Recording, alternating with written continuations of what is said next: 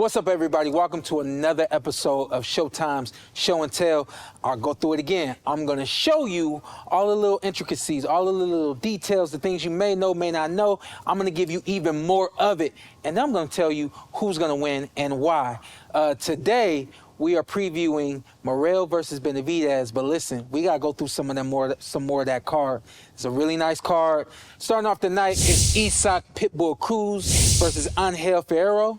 You guys may not be familiar with Fierro. I am. We don't even have highlights of the kid, but I'm going to tell you guys a little bit of what's going to go on in that fight.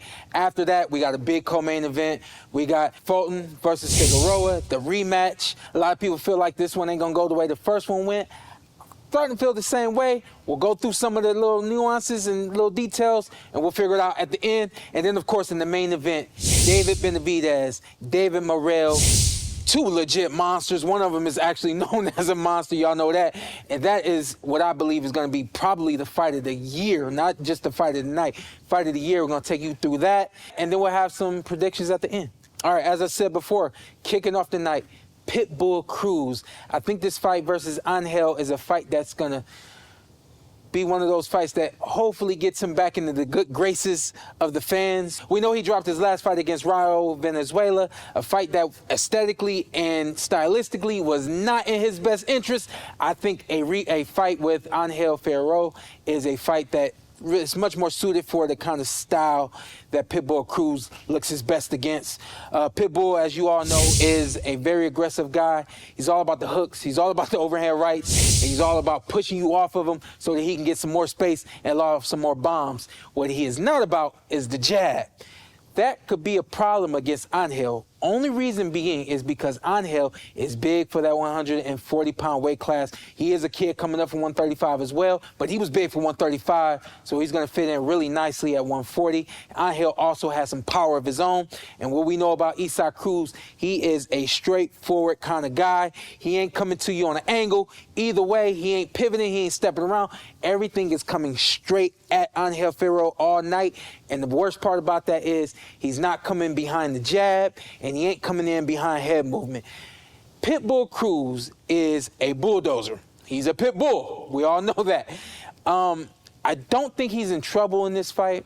I think what Pitbull is, who he is as a fighter, I think it's going to be enough to overwhelm Angel Fierro.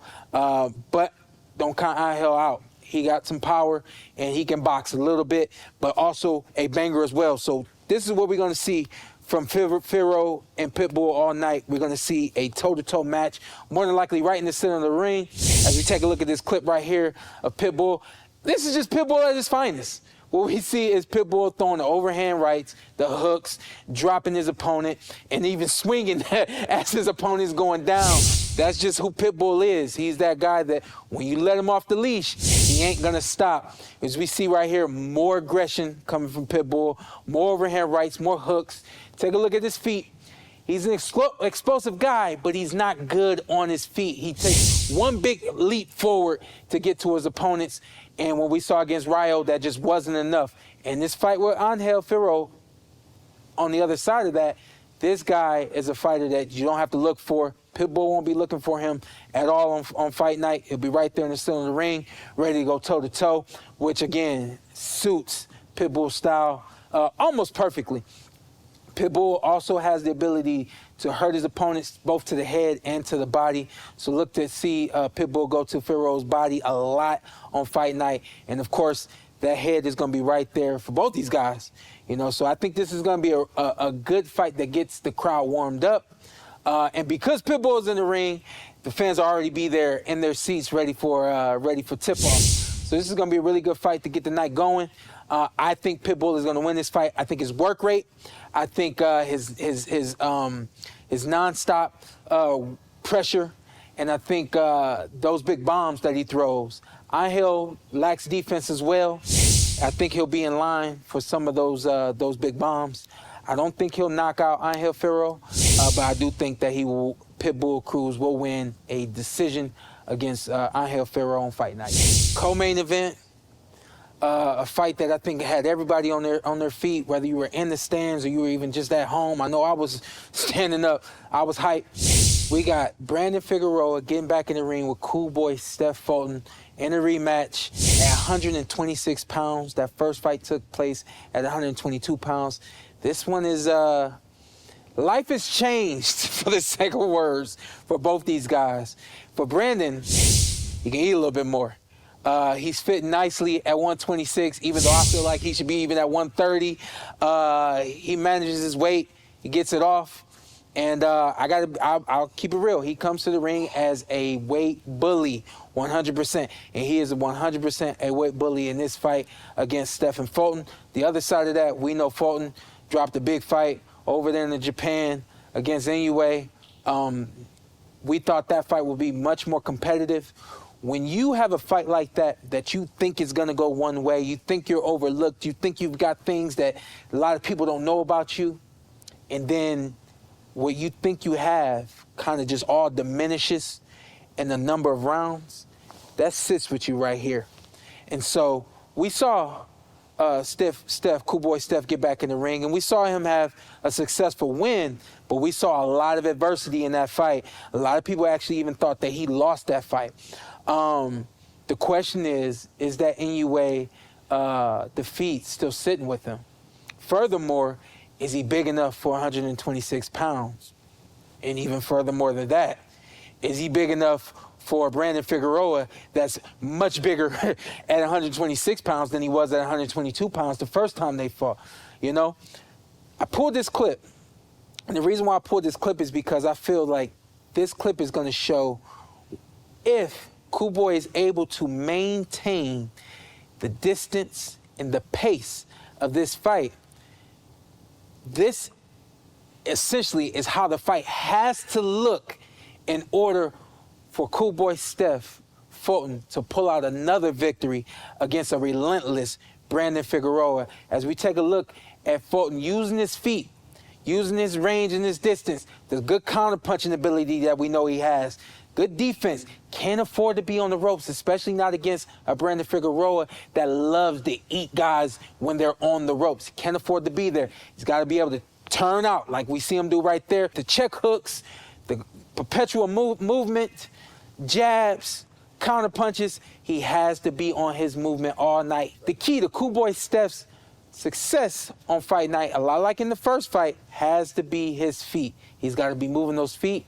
He's got to be turning Brandon Figueroa. He's got to be running Figueroa into shots, and he can't stay there. He can't afford to be on the ropes against Brandon Figueroa, not at 126 pounds. We looked at the feet, and we know that the movement of Steph Fulton is very, very pivotal. The other side of everything, accuracy. As we saw in that slow-mo, that right hand, that 1-2 landing beautifully on the face, on the chin. He has to be pinpoint accurate on fight night against Brandon Figueroa. What you do with the fighter that has a lot of aggression, you have to stop them in their tracks. I know a lot of y'all are thinking, Cool Boy ain't got that kind of power to stop Brandon Figueroa. Guess what? Movable object, moving into something stiff, that's all the power he needs. He just needs to get the respect of Brandon Figueroa. He gets the respect, and then whatever respect he don't got, he takes it away with the feet. He might come out with a victory. All right, we're talking about the keys to success for Cool Boy Steph Fulton. Same thing for Brandon Figueroa. The pace is key for both these gentlemen. For Stephen Fulton, he wants to slow down the pace. For Brandon Figueroa, amp that thing up and keep it up. And we already know Brandon Figueroa is going to come to the ring and do just that. As we take a look at the clip here of Brandon Figueroa, perpetual movement, perpetual punching, it just does not stop for Brandon Figueroa. I'm on record. Y'all already know how I feel about Brandon Figueroa. He gets the job done. I've gone on record for saying I don't think it looked the best, but it works, and it works for him. He's going to be this until he ends his career. At 126 pounds, he can do the exact same thing he was doing at 122, wear down his opponents, both body and head, perpetual motion, keep it pushing, keep pushing this fighter's back, hitting him any and everywhere that he can, and just wearing him down. If you did feel like Brandon Figueroa won the first fight against Cool Boy Steph, you probably thought that his aggression was enough. You probably thought that his work rate was enough. And the one thing he didn't do enough of, I think, and credit to Cool Boy, is he didn't break him down enough. you can bet your bottom dollar that Brandon Figueroa is going to come into the ring on fight night with that same pace we always see him with, but more and more thing in mind, get to the body of Cool Boy Steph. Break him down a lot like he did with Luis Nery right here. Body shots, got the job done against Luis Nery at a bigger weight. A slower Cool Boy. He was a little slower in his last fight, so we can bet that he might be a little slower nowadays as well with that added weight to him. Coming to the ring a little bit higher, guess what? Brandon Figueroa, like we just saw right there, the body attack. Look to see that all night. Again, I think it's very, very simple. For Brandon Figueroa, in order for him to win this fight, he just has to be himself. He has to have the pressure. He has to have the aggression. It has to be relentless. And one more thing, he's got to get to that body. He breaks down Cool Boy, takes those legs away, it becomes an easy night for him. Listen, here's the prediction. A lot of people feel like Brandon Figueroa might even stop Cool Boy Steph. I hate to feel that way. I hate to say that myself, but I feel like that could be coming. We saw a lot of kinks in the armor of Cool Boy Steph in his last fight. I don't think much has changed. I don't know. Second fight now with Bozy Ennis, and Bozy has been in this corner plenty of times, but I think on fight night, having the ability to go back at it again and game planning, especially against somebody like Brandon Figueroa, Cool Boy's bringing his best on fight night. Don't count the young man out just because he's the smaller guy getting in the ring with a clearly bigger man in Brandon Figueroa. But nonetheless, I think Brandon Figueroa wins a decision. A lot of people think Brandon Figueroa is going to stop Cool Boy. I don't think that's going to happen, but I do think that the work rate of Brandon Figueroa at 126 pounds is more than enough against a bigger version of Cool Boy Steph, a bigger and slightly slower version of Cool Boy Steph. There it is. All right, y'all, we're almost there. David Benavidez, David Morrell, young man, slightly older man. Man, what can you not say about this fight? Stylistically, best fight to be made, one of the. We talk about a 50-50 fight that's evenly matched. We're talking about size differential, all that kind of stuff. When you talk about David Benavidez getting in the ring with David Morrell, there's really only one thing you can talk about, and it's the separation experience. We know that David Benavidez has been in the ring with just about everybody that you can get in the ring with at 168 pounds, now moved up to 175. The Cuban, David Morrell, usually they move the Cubans a little bit faster.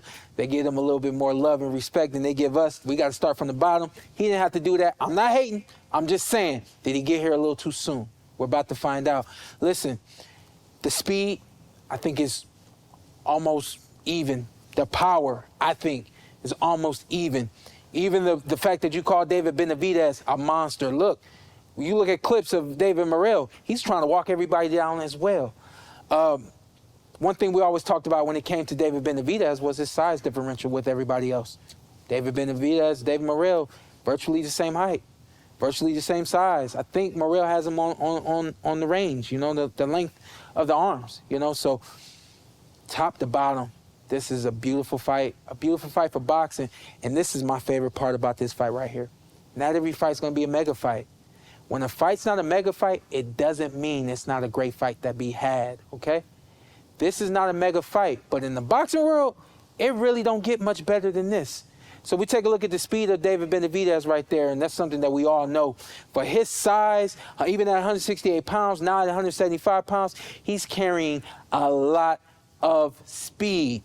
His hand movement, hand speed is unbelievable. And then he's got the quick reflexes as well to get out of the range of certain punches that are coming back at him, you know. So he does get a little untechnical and a little irresponsible defensively from time to time.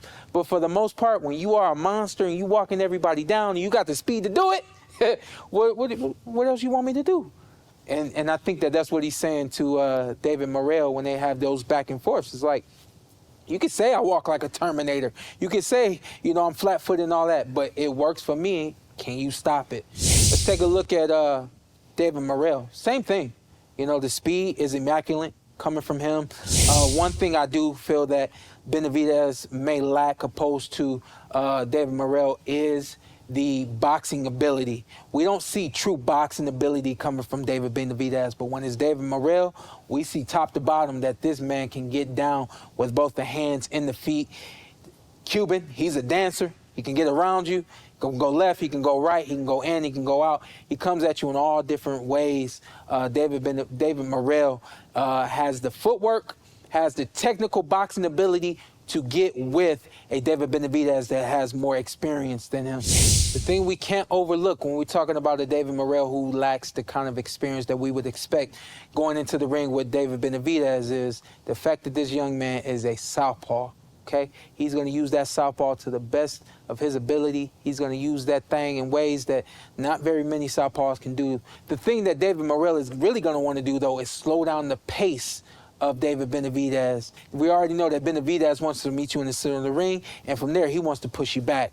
I think the key for David Morrell is to meet him in the center of the ring, but immediately use that jab, use that southpaw stance, use those feints, get those hand feints out there, and keep David Benavidez at bay right off the bat. And then after that, start to work that offense and that defense as we see right there, and get to the body of a David Benavidez all night. The body is there. Unbelievable thing about David Benavidez is when he stands straight up, he can hold his hands up, and somehow he's able to cover his head and his body at the simultaneously, which I think is, again, something that separates David Benavidez from most fighters. David Morrell is going to want to try to apply pressure, but again, David Benavidez is going to want to try to apply pressure. It has to be a game of X's and O's for both these gentlemen, and like I said before, I actually give the nod of the X's and O's to the David Morrell camp because I believe that the experience that he lacks as a professional, he's gotten that more than enough, 2 times, 4 times over as an amateur. And I think that that experience is going to prove itself to be beneficial in the fight against David Benavidez, where that first punch isn't going to work. That first move, that first reaction isn't going to work. It's going to take him outthinking David Benavidez. And I do think he has the ability to do that. I talked about David Morrell being a dancer in the ring. He is all of that and more. Defense is just as good as his offense, which is something you obviously need against David Benavidez. From a defensive standpoint, it's going to take David Morrell using his hands and his feet, using his feet to slide out, get out of the range of a David Benavidez, keep David Benavidez off of him, but also the jab, using that jab consistently, that southpaw stance consistently to keep David Benavidez at bay. As we look at this clip right here, we just see some superb defense coming from David Morrell right here. And I get it. Y'all don't know the name. Y'all don't know who he's in the ring with. He's supposed to look like that against a guy like that. But listen, when you're supposed to look like that and you actually do it, it's 2 different things. And we've seen that time and time again where guys are supposed to look one way and they look a completely different. Right here we see David Morrell representing himself well, being himself, and doing what he does best. And the other thing I've been asked time and time again is, does Morrell got that? Do Morrell got that work? That's what I keep hearing. Do Morrell really got that work? Yes, he does. We'll take a look at this clip right here. He knows how to bomb him too, okay? And upon bombing him, he's very, very accurate. And look at the defense, also defensively responsible with everything that he does. Comes around the guard, on the tempo. That's how that punch is supposed to be thrown. I tell people all the time, the hook is supposed to land either on the temple or on the chin. Right there, we saw it land on the temple, and we saw referee Mark jump in there a little late. But that's what David Morrell brings to the table. He brings some power. He brings a lot of defense as well, and he also brings accuracy. The hook to the head, hook right there to the temple. Very, very vicious shot coming from David Morrell. Last clip we got for both these gentlemen, their very last fight. Why did I pull that clip? Well, first fight at 175 pounds, you may not look the way everybody expected you to look, especially, again, when you're in the ring with somebody that not a lot of people know. Reason why I pulled this clip, though, is both these gentlemen in their respective last fights are fighting an opponent about the same size as their own. Neither of these guys have been in the ring with someone the same size as them virtually ever. So coming up to 175 pounds, everything changes. And let's not forget that now you're carrying a little bit more weight, which means you're operating a little bit, your body's operating a little bit different than it's had to operate before. So take some time to adjust to a new weight class. Not for everybody, but for these guys. I think we saw that both David Morrell and David Benavidez in their last fights, a little slower than we expected them to be, and maybe not as powerful as we thought they would be. But listen, you're hitting a bigger man. Usually the impact of that shot against a smaller guy isn't the same when you move up a weight class. But we still see David Benavidez being accurate, being sharp, being that monster at 168 pounds. He's still going to be that monster at 175 pounds. And that's all we can expect from David Benavidez. We expect David Benavidez in this ring to come in here and try to be himself. Try to be aggressive. Try to wear down David Morrell. Definitely he's going to try to get to the body of David Morrell, and he's going to try to be as aggressive and on top of David Morrell every single point in this fight. We've seen the animosity from both these cats before the fight has gone down. Couple times, I think we thought we might miss out on this one.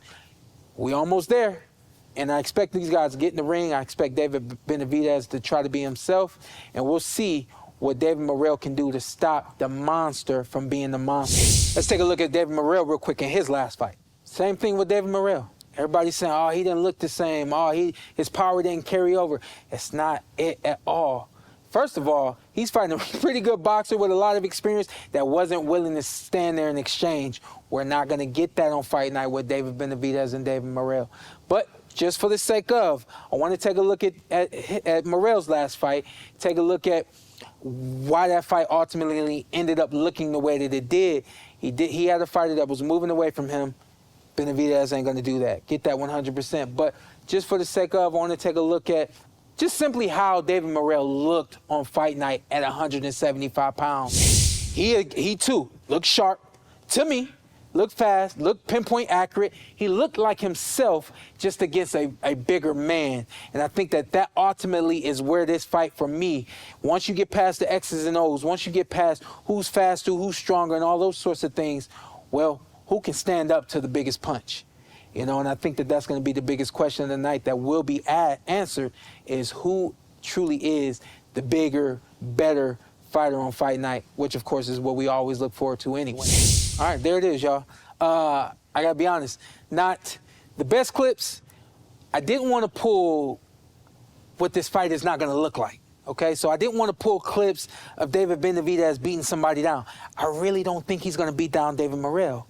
And David Morrell in just 9 fights, that's pretty much all we can find of David Morrell is beating down his opponents, outmatching his opponent's speed for speed, footwork, the list goes on.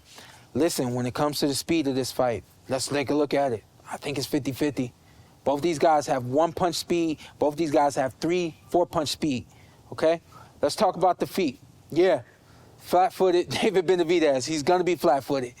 But when you're as strong as David Benavidez is, doesn't matter how flat-footed you are. Can you stop it? But when you got somebody that can move the way that David Morrell can move, that's when things change. Listen, we take a look at the fight versus Caleb Plant. Even though I didn't pull a clip from that, you see Caleb Plant, beautiful feet, beautiful hand speed, not enough power, not enough strength, not enough body strength. He wasn't strong enough to withstand the kind of pressure that David Benavidez can bring, which is why I didn't pull a clip from Caleb Plant. I just don't think that this fight is going to look like Caleb Plant versus David Benavidez. I think a lot of people expect this fight too because they know that David Morrell has the kind of speed versus both hand speed and foot speed, a lot like a Caleb Plant. But David Morrell is bringing the speed of Caleb Plant. He's also bringing the footwork of Caleb Plant as well. But I also believe he's bringing more power and more intention, okay? David Morrell fights with a lot of intention. You go take a look back at some of his clips, his highlights, things that I didn't pull up, you'll see a very mean David Morrell. He's getting in the ring mean against David Benavidez. That kind of mentality will take you far, especially against a monster like David Benavidez. Then we talk about the power. Listen, I always, when I refer to power, I don't talk about just one-punch power. I don't think either of these guys have true hellacious one-punch, knock you down, knock you out kind of power. I know that David Benavidez is known as a kind of fighter that will break you down and then take you out. David Morrell We have seen some one-punch power from him, but we've seen it against lower-level competition. I don't think getting in the ring against one another, we're going to see one punch and somebody gets flattened. We ain't going to see that. But when you compare power to power, we got a David Benavidez that we know is willingly going to walk into some things. And we know that we got a David Morrell, because I just told you this, a David Morrell who's going to intentionally punch with accuracy and punch hard to hurt. David Benavidez, I don't think has been in the ring with somebody like David Morrell, and it's no secret that David Morrell has not been in the ring with someone with the kind of speed, the kind of tenacity, the kind of power of a David Benavidez. So to me, y'all, this is a 50-50 fight. If I had to declare a winner today, I'm going to declare David Benavidez the winner, solely because I believe his experience is going to take him further than the skill of a David Morrell. All right, y'all, so let's go all the way back to the beginning real quick. We got Pitbull, Cruz getting in the ring with Antt Fierro. I believe this is going to be a really good fight. I already know the fans are going to show up for Pitbull. They're excited for Pitbull.